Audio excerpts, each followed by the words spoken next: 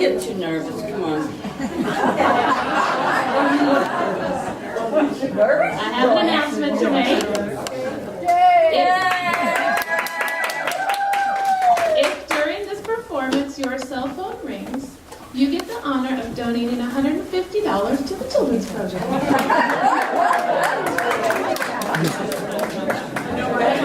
Yeah, no, it's so bad.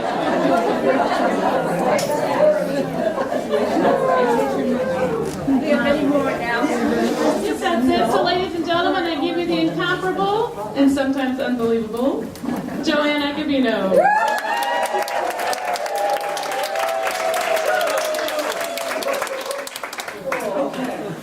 Thank you for your kind applause before I even do anything. Okay, shall we get started? Okay. Yeah.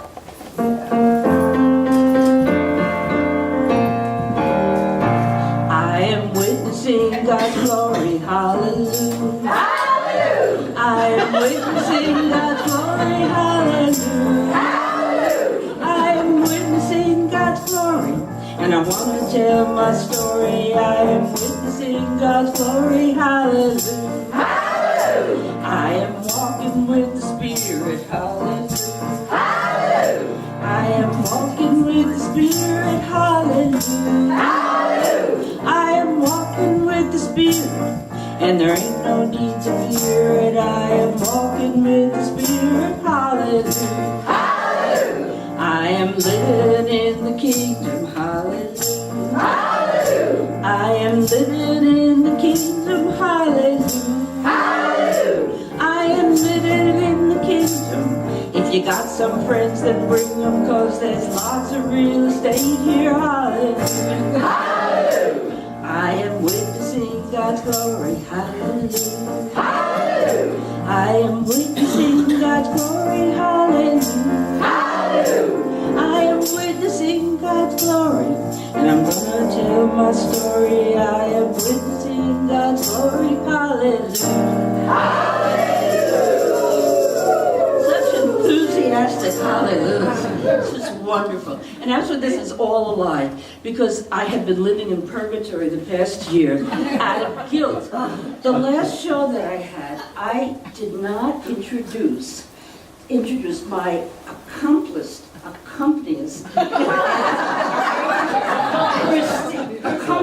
and arranger Christine. So would you please take a bow?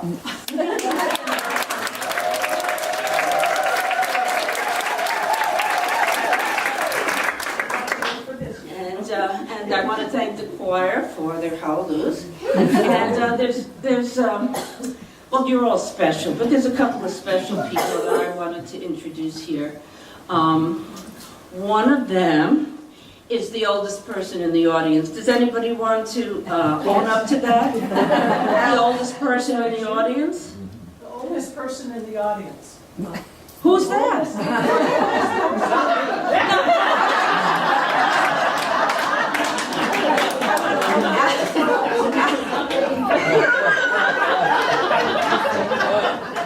So anyway, Alice is, I won't tell you how old she is, but she's pretty damn old. And, she's my workout partner. I drive all across town in order to do my water aerobics in the pool where she is, because she is so inspiring. So, yes. So I love her, and she couldn't make my last show, and I'm so glad she's here.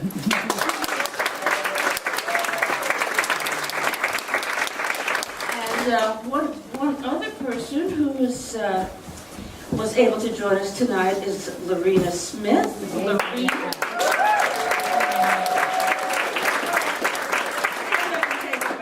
I didn't make that. When did you start Immunity? What, 14 years ago? Something? About that, yeah. About that.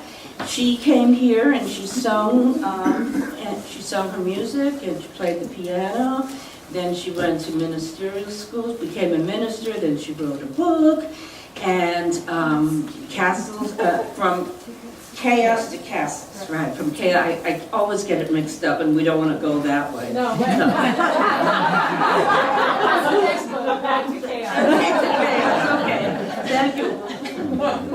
And right now, she speaks all over Oregon. She opened for Carolyn Mays when Carolyn Mays was here in Eugene, and we just love her, and we're thrilled that she's here.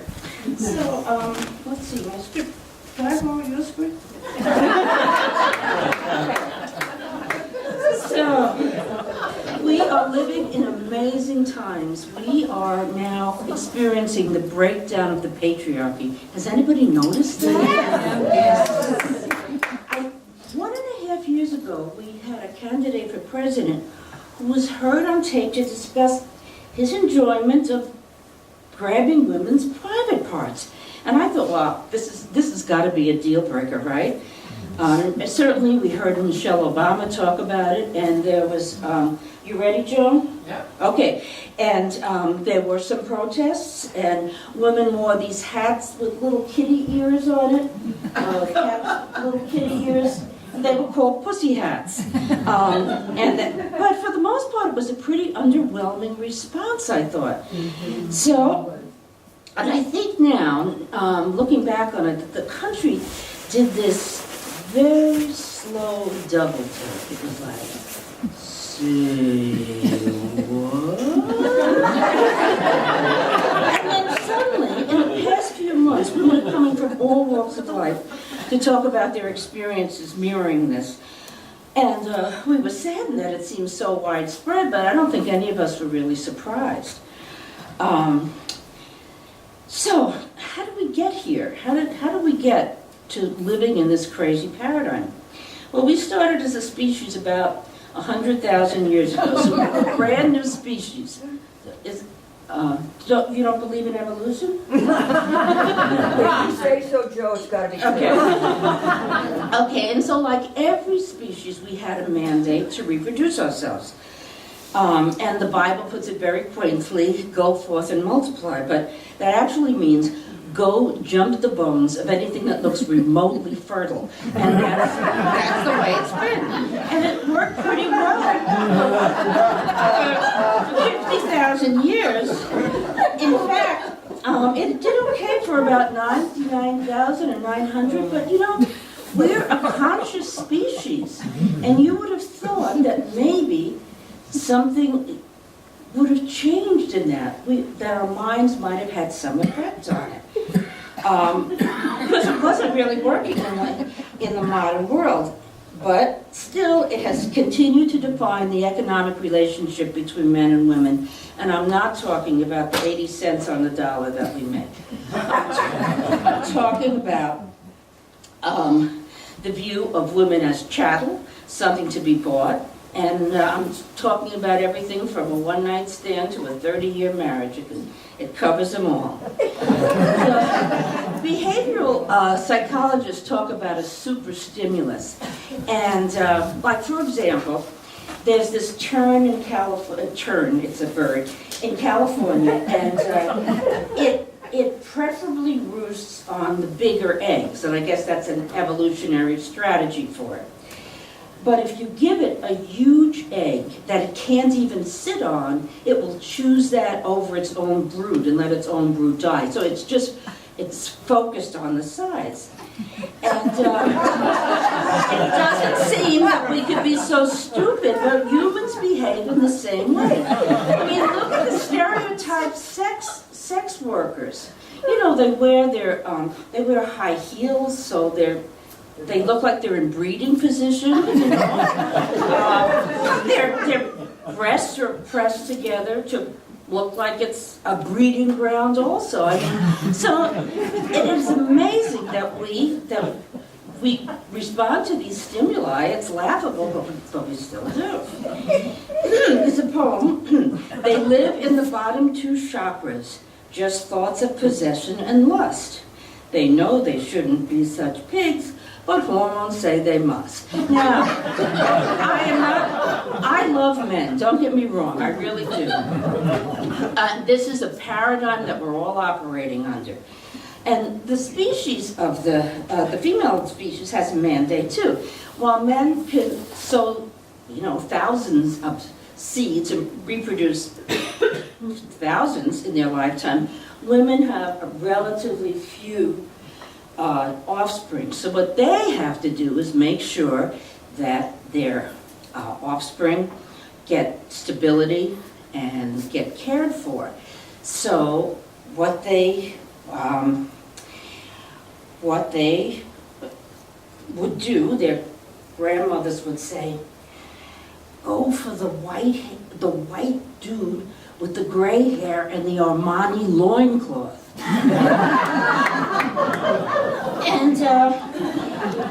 And that's basically what they would look for somebody who had money and power.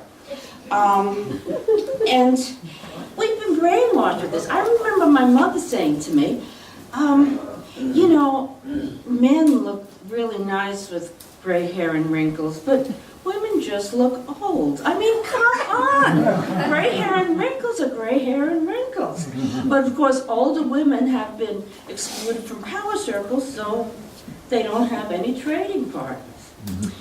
And now that women are getting economic strength, look at the way their relationships with younger partners are viewed. If miraculously they could even have relationships with younger partners. Their young partners are called gigolos or cougar cubs, you know, whereas the women, the men's younger partners, is called a trophy wife. I mean, come on. So even if a woman is powerful, she needs to look like Daenerys Targaryen to get a date, you know. And so, okay, so now the older men have these the rich older men have these beautiful young women pursuing them. Because they want the stability. And this makes the men, of course the men feel sexy and attractive because they assume it's them that the women want, you know, not their money. I mean, I think this must take a very high level of delusion. But it makes them feel sexy and attractive, and so they actually think that maybe women want them to go around and grab them or kiss them or whatever. And the idea that they feel justified making advances to all women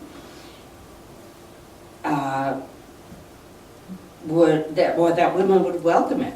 So it really represents an incredible narcissism that our system breeds in the top dogs of society. Yeah, I'm not even sure if any of you guys are even rich enough. Now, probably some of you have experienced this. Oh, this is, and this is another problem for the men even, you know, it's easy to get seduced by a beautiful young woman.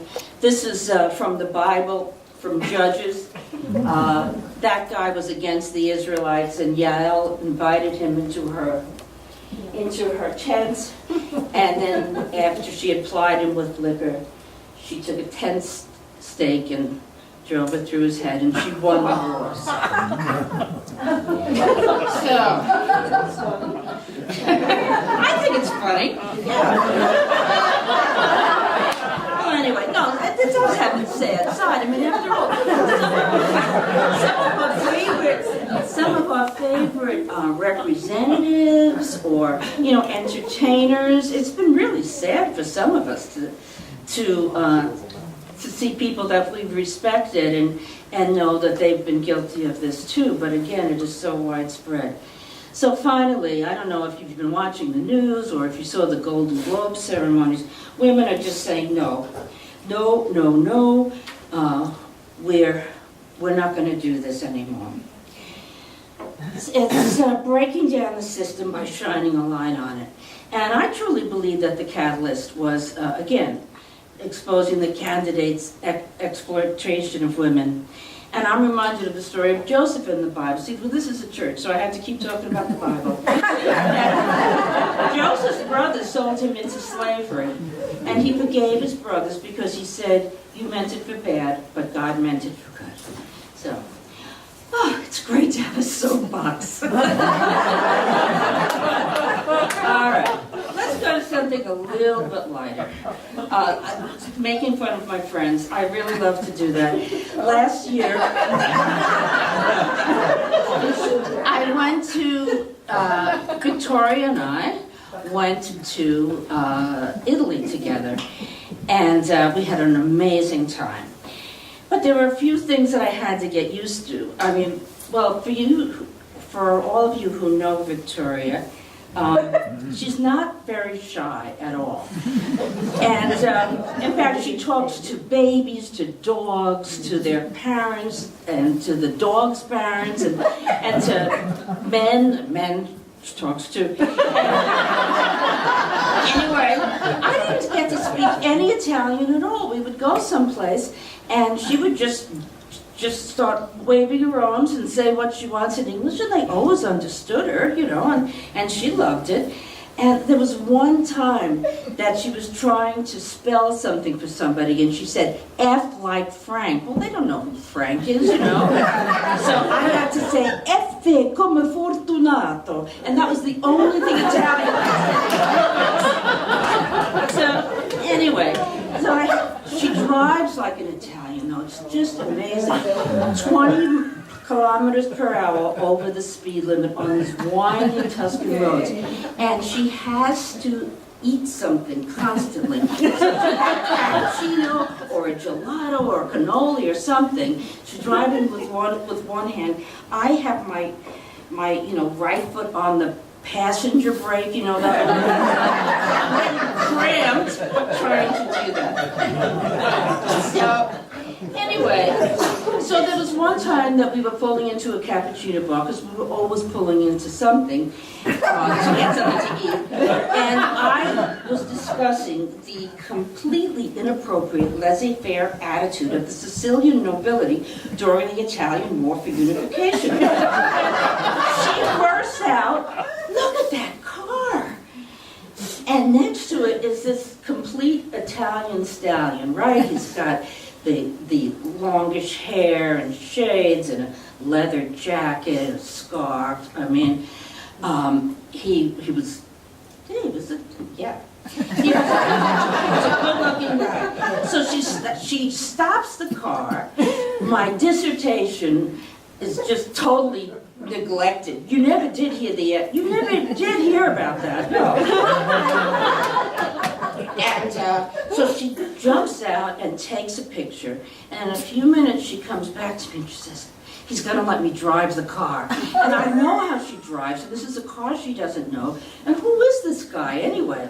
So she runs out, gets in this adorable little car, and off they go. Well, I don't know what to do, so I go into the cappuccino bar, and I said, give me the mildest cigarettes that you've got. And so I just showed the cigarettes. I think I want the cigarettes. I want them. Yes.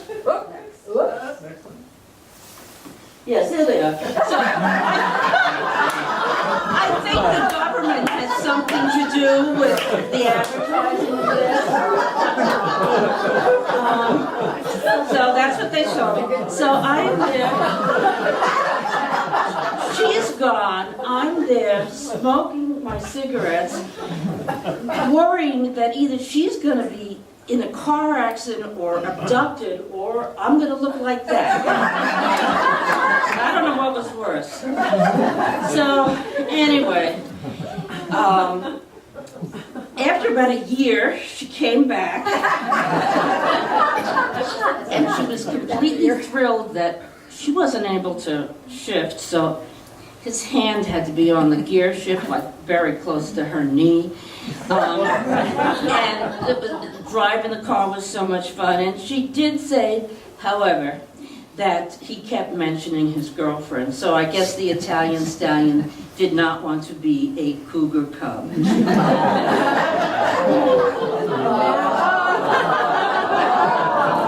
at the way she looks at him.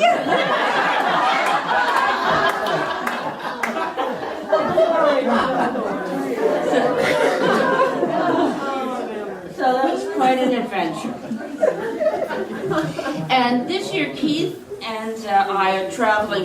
We're going to go to Europe. I'm going to go with my brother and his wife. But it'll be fun, but it just won't be the same.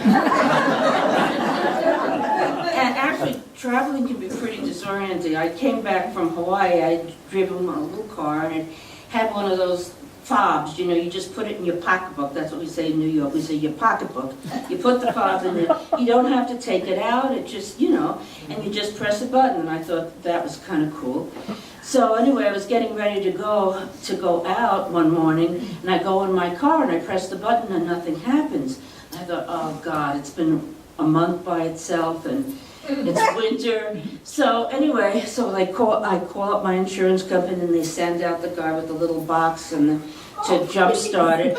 And they started and I kept pressing the button. He said, well, I guess you're going to have to get it towed. So then I waited another couple of hours and they send this BMWs, they have to be on a flat bed to tow, So they send this like huge truck into the, they couldn't fit in my yard. But he said, well, let me try to jumpstart this. So he tried and pressed the button, nothing happens. So finally he says, let me get in there. So he's playing around and he starts. I said, what did you do? He said, well, when you have, when it's lost the power to the battery, you have to reset the computer. So you have to take the key and you have to actually insert the key. So I'm thinking to myself, wait a minute, I always have to do that. And I had totally forgotten that was the way my car started. And I didn't say anything to him. He's telling me, yeah, run it for half an hour and then go drive it for 45 minutes. And I'll say, oh, yeah. So, yeah. Technology, I tell you. I see those necklaces that they sell now, the help I've fallen and I can't get up, you've seen those.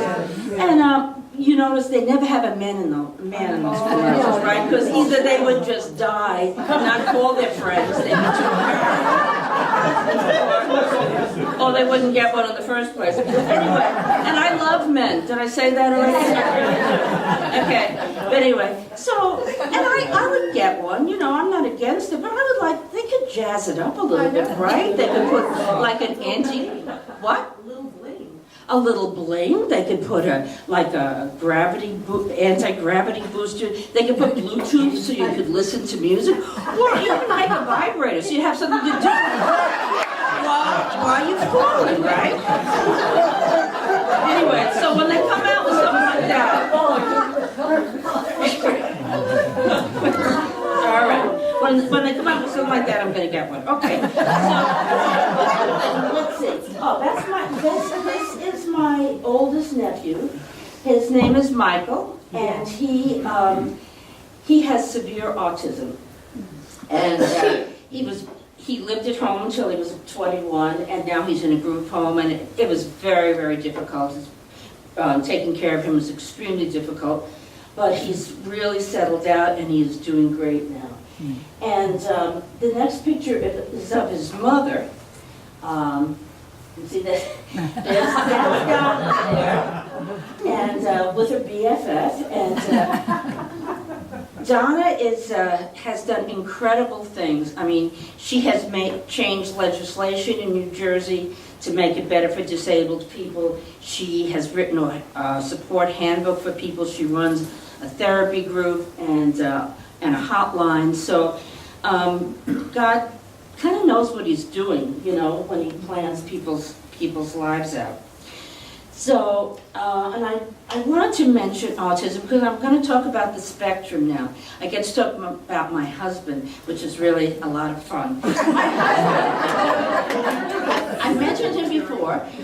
He is the state engineer and the state dam engineer.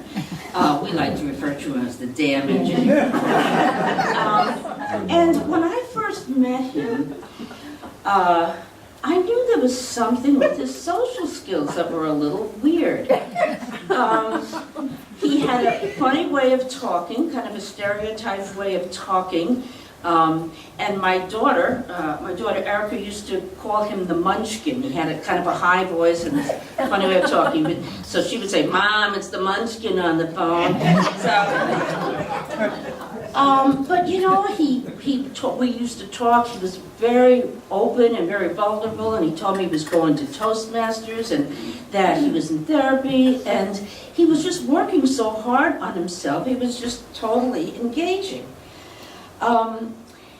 And I was working at a residential center for people who had developmental disabilities, and we took care of people who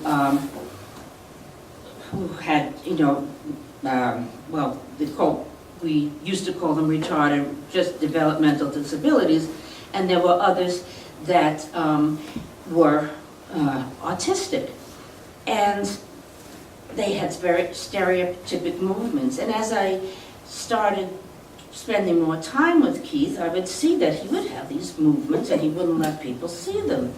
He didn't really look in my eyes. And I spoke to the psychiatrist at work, and he thought, well, yeah, kind of sounds that way.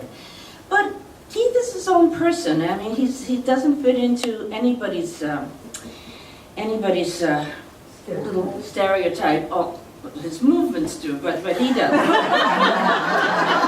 So I said to him, Keith, I really think they used to call it Asperger's, but now they just say they're on the spectrum, and that the spectrum is very broad. I mean, you think about it, engineers, right? Engineers. I mean, they like things orderly, you know, and no wonder so many of them seem as though they really could, and probably a lot of engineers are on the spectrum, as we would say. So anyway, I said to him, you know, Keith, I really think that this is a diagnosis for you, and I was told that there's a support group in Portland for people who have Asperger's, and he said, well, why would I want to drive 2 hours to be with people with poor social skills? It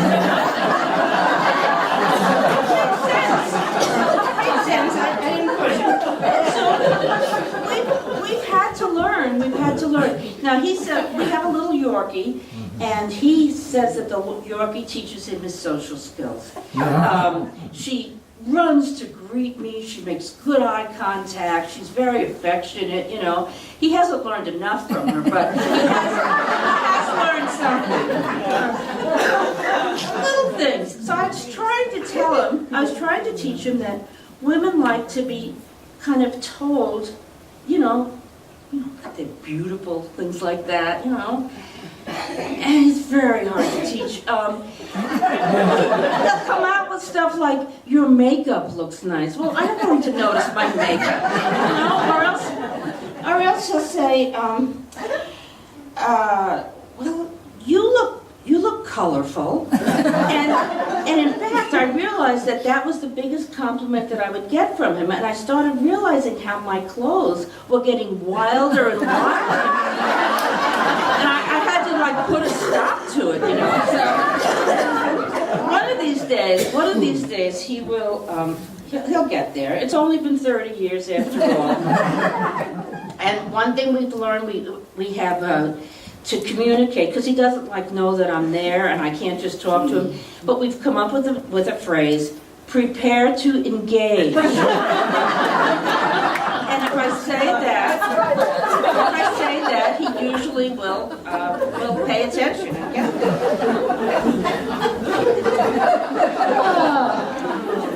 You know,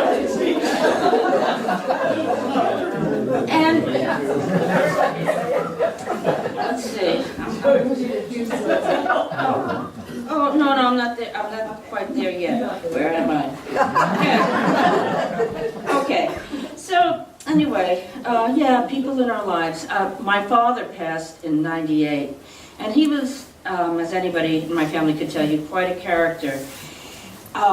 We used to make a joke about him. How many Joe Icobinos does it take to change a light bulb?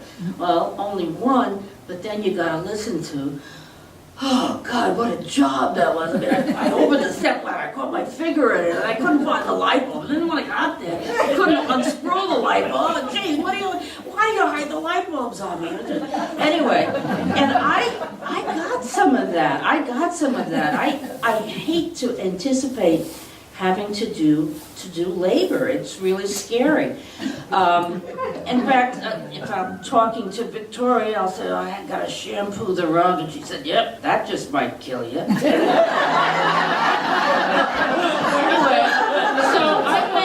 so I made up a very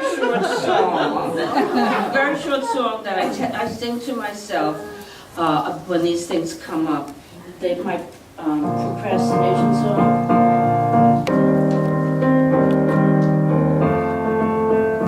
No. Oh yeah, that yes. Okay. Do what you have to do and let it go. Do what you have to do and quit complaining. And don't assume your problems are interesting to others. Just shut your mouth and do what you have to do.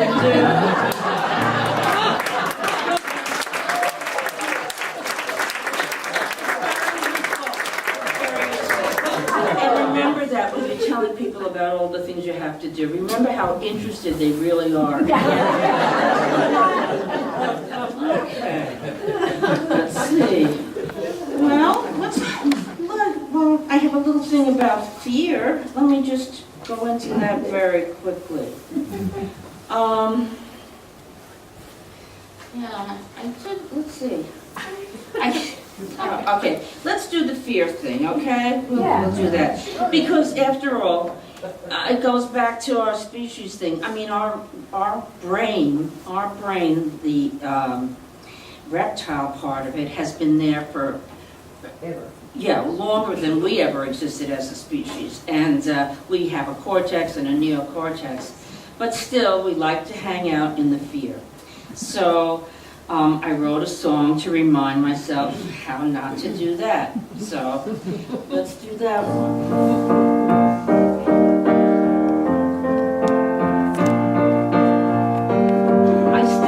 Tunes, you probably know. Do a lot of meditation. Don't live in your reptile brain. Say a lot of affirmations. Don't live in your reptile brain. Do like Romans when in Rome. Read some books by Ernest Holmes. Cogitate on roomy poems. Don't live in your reptile brain.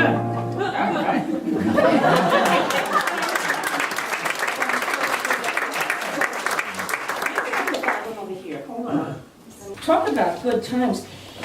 Easter is coming up, and it's on April Fool's Day. Now yeah. So I had to write a little song about that. I can flesh it out if you want to use it on Easter Sunday. Okay, and Christine, I didn't even subject Christine to this. Okay, did he really do it? Did he pull it off? His words are so incredible, his teaching seems so true. But did he really do it? I'll leave it up to you. In terms of rising from the dead. I mean, who knows? It would be different from the songs that we usually sing. Okay, well,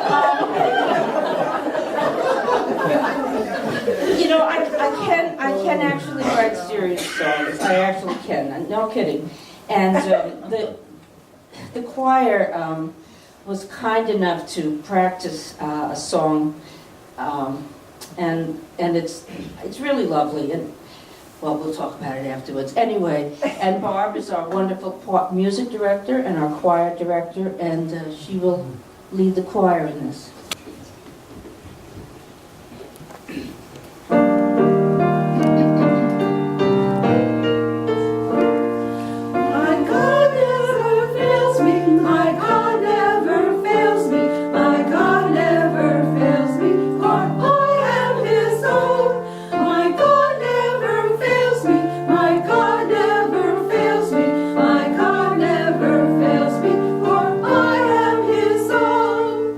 He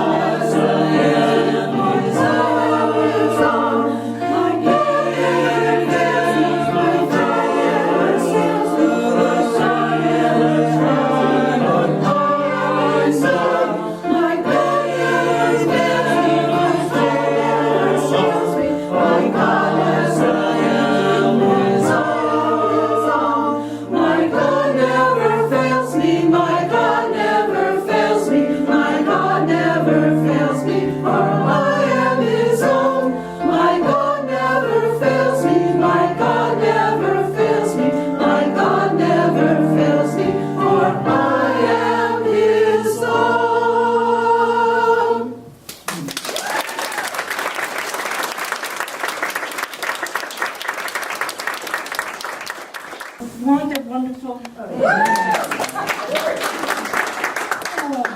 Well, we talk about great times. There is a new season of Game of Thrones.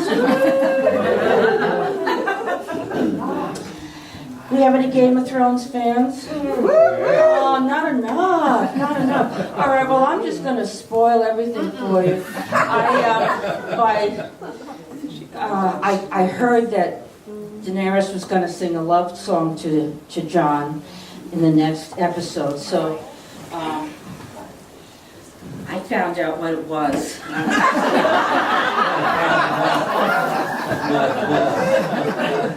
It would help if you know, if you knew the story, but whatever. Are you gonna do a verse in the middle? Yeah. Okay.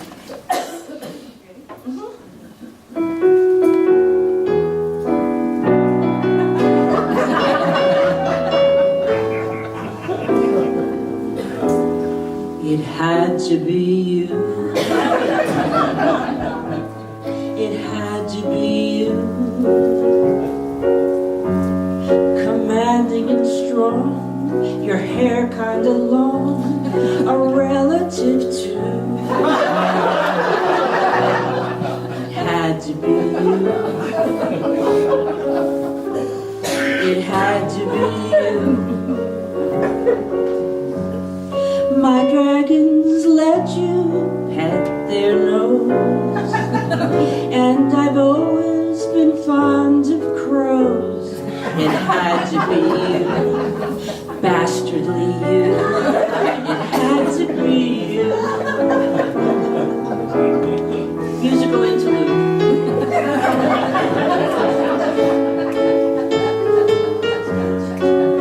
Now that's what a young couple should look like.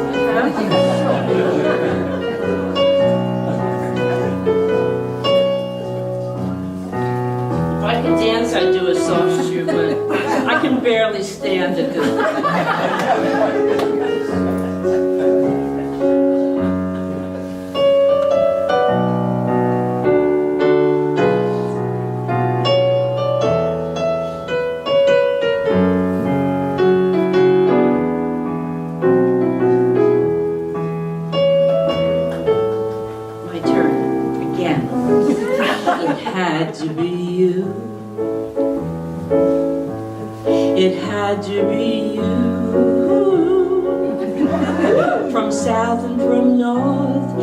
traders and dwarves, but they wouldn't do.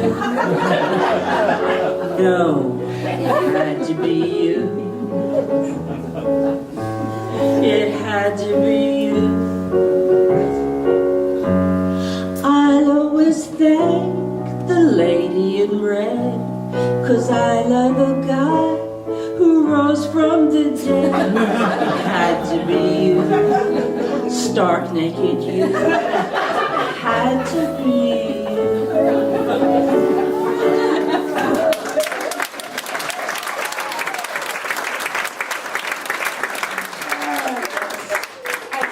I can't wait till they come back.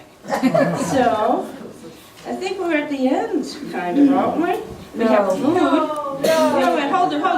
Yeah. Well, I gotta sing one more song that I'm trying desperately to make my theme song. So, if Bob will join us. And I got it, the last time, I did this to her the last time. She's a musician, she's got a great voice. And I said, I love her doing background for me because it's just like in the Supremes. They took Mary Wilson, made her sing backup, and they put the hot chick up front.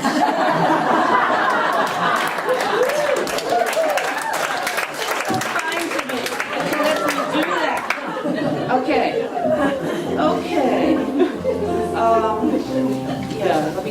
Let me find, just in case. Okay, all right, I don't have the words.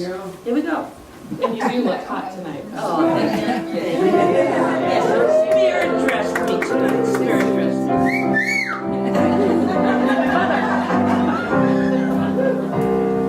me. Love yourself so much that it's contagious. Love yourself and others will love you. Yes, they will. They'll make you happy with words of love so sappy, and maybe buy you jewelry too. Your muscles ache, your nose is overflowing, your fever's high, I think you've got the flu. That's you.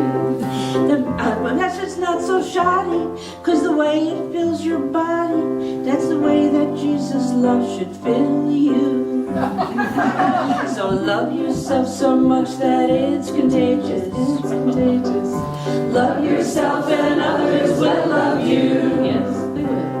They'll make you happy with words of love so sappy, and maybe buy you jewelry too. Yes, love yourself so much that it's infectious. A rash of love to cover all of you. You'll find your peace of mind while loving all mankind. Maybe give them red spots too. So love yourself so much that it's contagious. Love yourself and others will love you. Yes, they will. They'll make you happy with words of love so sappy, and maybe buy you jewelry too. Well, love yourself so much it's epidemic. That's what Spirit wants you to do. Just like an STD, God's love's infected you and me. So mark him as a contact too. Love yourself so much that it's contagious. Love yourself and others will love you. Yes, they will. They'll make you happy with words of love so sappy, and maybe buy you jewelry too.